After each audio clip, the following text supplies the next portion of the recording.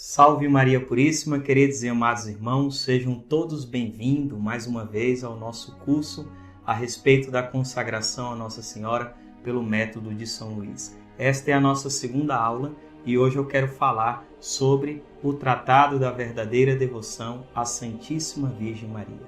Na primeira aula nós falamos a respeito do autor deste livro, falamos um pouco da vida de São Luís Maria Grignion de Montfort e hoje nós queremos falar de uma das suas obras que é, sem nenhuma dúvida, uma obra extraordinária, que é o Tratado da Verdadeira Devoção à Santíssima Virgem Maria.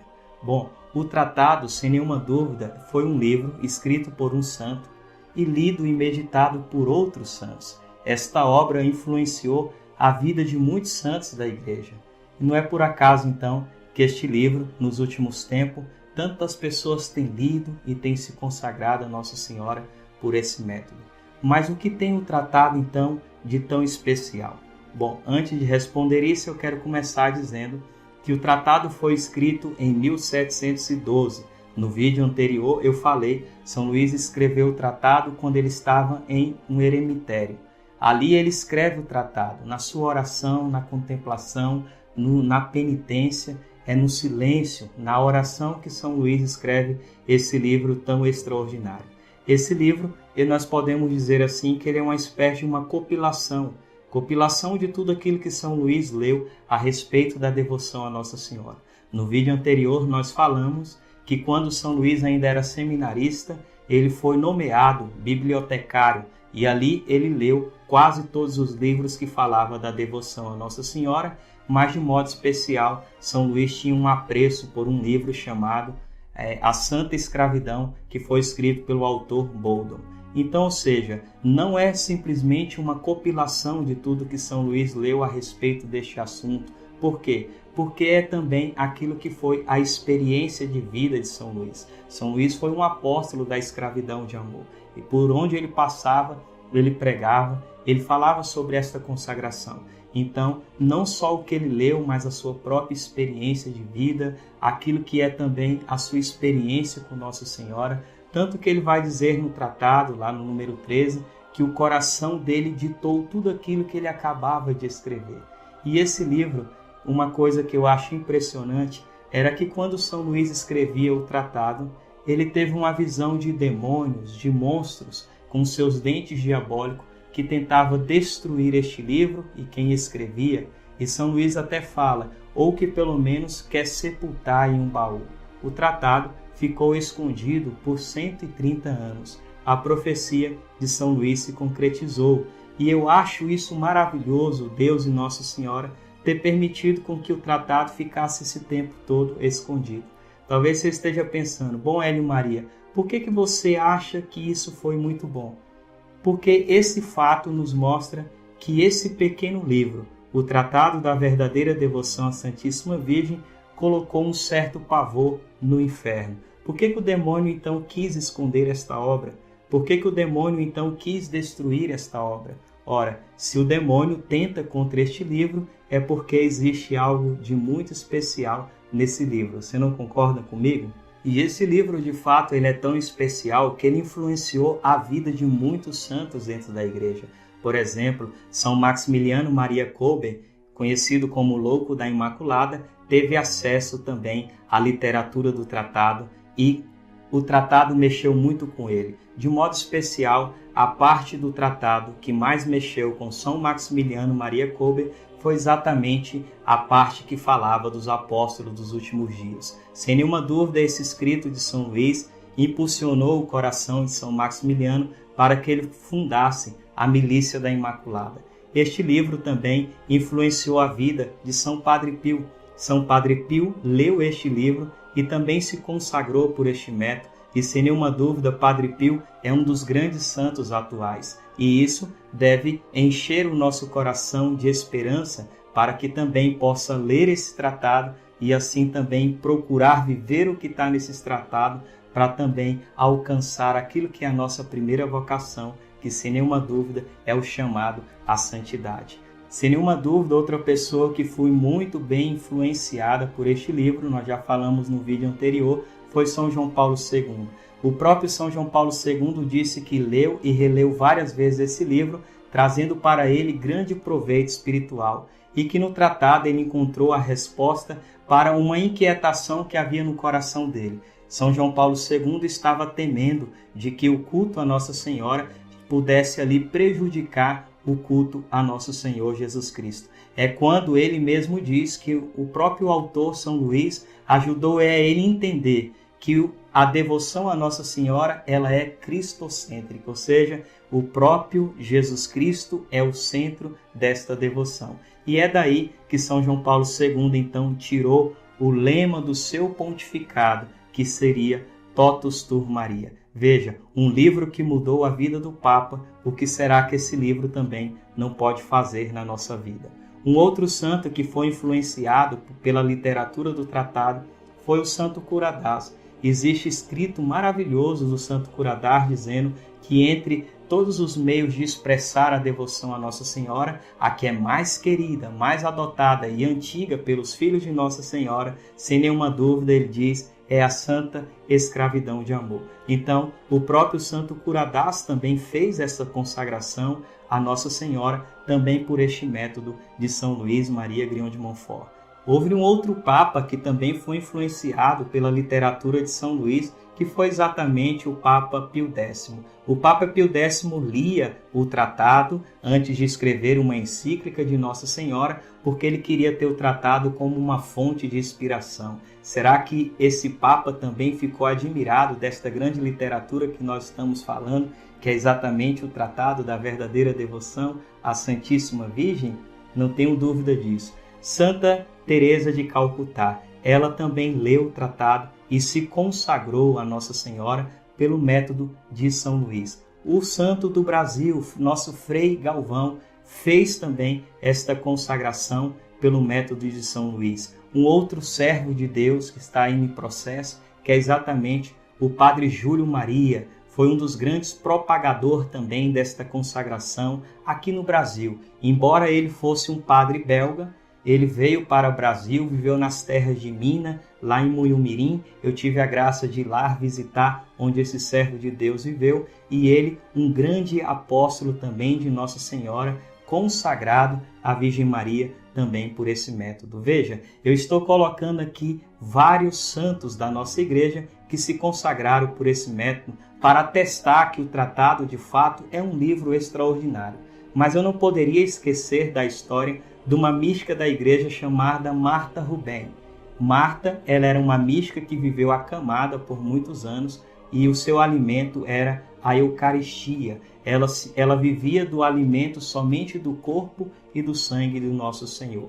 Ela era tão mística que um dia, uns jovens correndo ali perto da casa de Marta falou: vamos lá falar com a doida.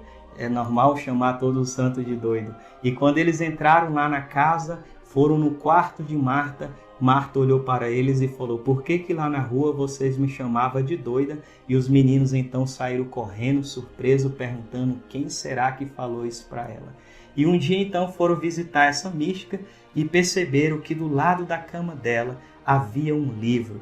E perguntaram para ela: Marta, que livro é esse? Quem te deu esse livro? Você está preparado para ouvir o que eu quero te falar? Marta disse que a própria Virgem Maria veio do céu e deu esse livro para ela. Meu Deus do céu, imagina que graça, que tesouro extraordinário é o tratado. Por isso nós precisamos, meus irmãos, mais do que nunca mergulhar na literatura do tratado.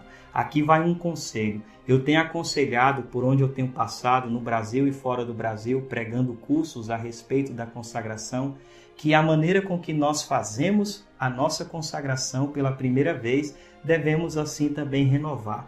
O que é preciso fazer para me consagrar a Nossa Senhora? Primeira coisa é ler o tratado. Como é que você vai se consagrar, se entregar nas mãos de Jesus, de Nossa Senhora, por esse método, sendo que você não leu o tratado, não sabe o que está fazendo? Então a leitura é indispensável. Primeira coisa, ler o tratado. E depois que lê o tratado, a gente faz um exercício espirituais que São Luís nos propõe, de 30, 33 dias, dura aí, então, este exercício, correto? E é só que as pessoas, quando elas vão renovar a sua consagração, elas não lêem mais o tratado, elas simplesmente pula diretamente para o exercício espiritual. Então aqui está o meu conselho. A maneira com que você fez a sua consagração, você precisa renovar a sua consagração. Ou seja, o ideal é ler o tratado todos os anos, porque o tratado é um livro que você não basta só ler uma única vez. Você precisa ler mais vezes esse livro para poder aprofundar ainda mais a sua consagração. Ou seja, o tratado precisa ser, de fato, um livro de cabeceira para todos os escravos de amor. Eu costumo chamar o tratado de doce manual daqueles que têm um coração acorrentado em Nossa Senhora. Veja, a própria Virgem Maria deu esse tratado a essa mística Marta Rubem, e eu estou te apresentando hoje esse tratado. Se você ainda não conhecia, compre esse tratado, leia o tratado e, melhor ainda, se Deus e Nossa Senhora tocar no seu coração depois dessa leitura, fazer também a sua consagração total por esse método tão maravilhoso. Eu quero contar um testemunho. Eu tive a graça uma vez de pregar em São Paulo e lá uma senhora me contou um testemunho. Ela morava junto, não era casada, teve um filho com essa pessoa. Essa pessoa usava droga, batia nela, traía ela. Então ela tomou uma decisão de se separar desta pessoa. Ela se separa então dessa pessoa, começa a ir para a missa e no final da missa houve um aviso. Eram jovens avisando que eles iriam preparar uma turma para estudar o tratado e assim aquelas pessoas se consagrarem a Nossa Senhora e a Nosso Senhor por este método de São Luís, do qual nós estamos falando aqui.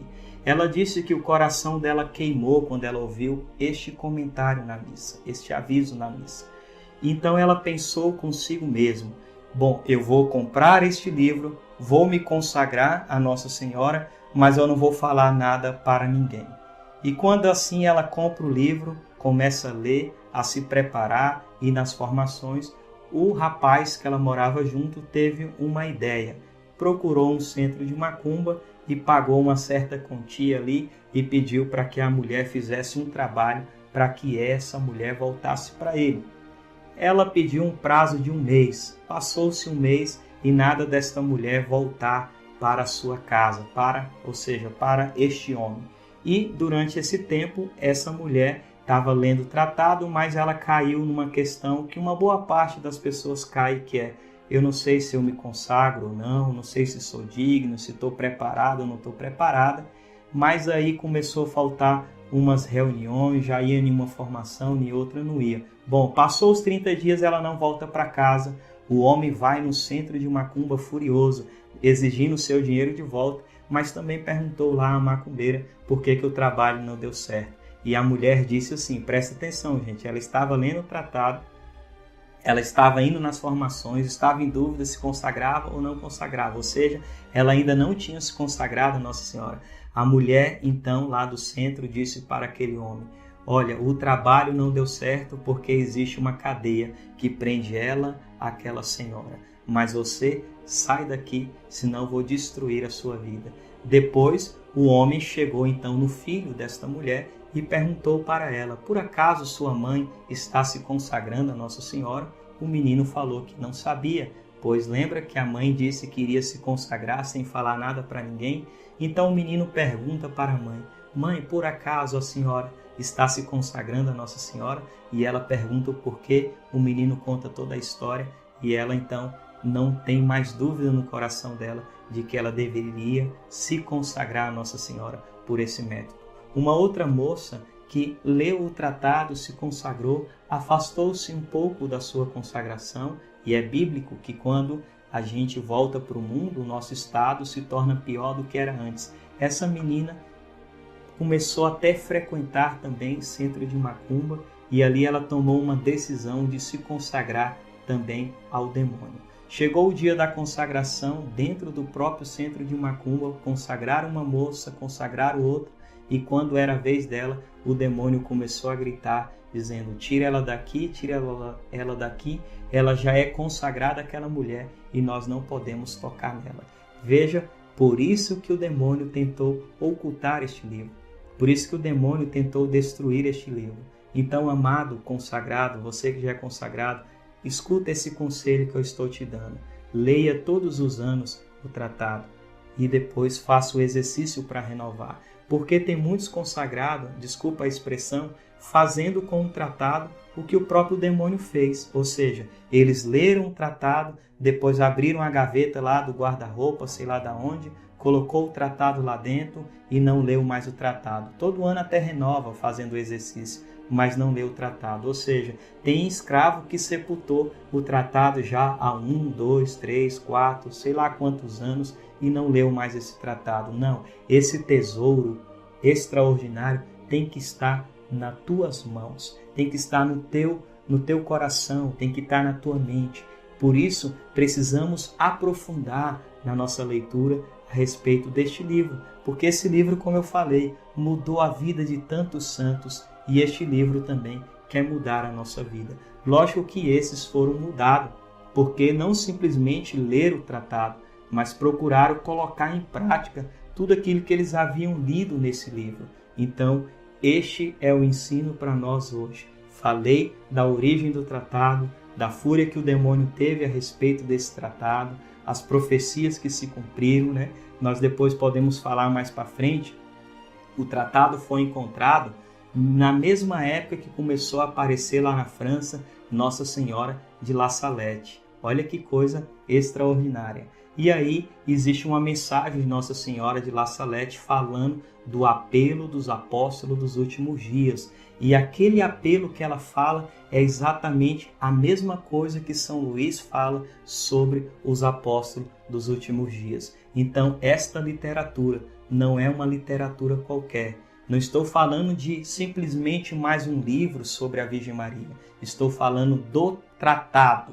O nome já diz tudo. Tratado. É um tratado teológico, de Mariologia, a respeito da Santa Mãe de Deus e, de modo especial, da verdadeira devoção e da consagração a Nossa Senhora. Eu tenho aqui esse dicionário de Mariologia, vou mostrar para vocês. Olha o volumezinho dele aqui.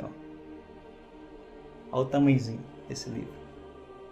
Gente, aqui no dicionário de Mariologia está escrito que a consagração em São Luís atingiu o seu ápice. Veja que coisa extraordinária. Então, São Luís conseguiu, de fato, fazer um tratado, gente. Um tratado sobre a verdadeira devoção e um tratado sobre a consagração a Nossa Senhora. O que nós estamos perdendo não lendo esse livro? Não perca mais tempo. Procure, então, o tratado da verdadeira devoção à Santíssima Virgem. Procura ler este livro. Deixa com que esse livro também penetre no seu coração. E quem sabe, seria melhor ainda se você, que ainda não é consagrado, após ler esse livro, também faça a sua consagração total a Nosso Senhor e a Nossa Senhora por meio desse grande livro extraordinário. Sem nenhuma dúvida, o tratado é um presente do céu, um presente de Deus e de Nossa Senhora para toda a Igreja. Desejo a você, então, que você tenha esse livro, e se você já tem, procure ler este livro. Faça desse livro, então, o seu manual.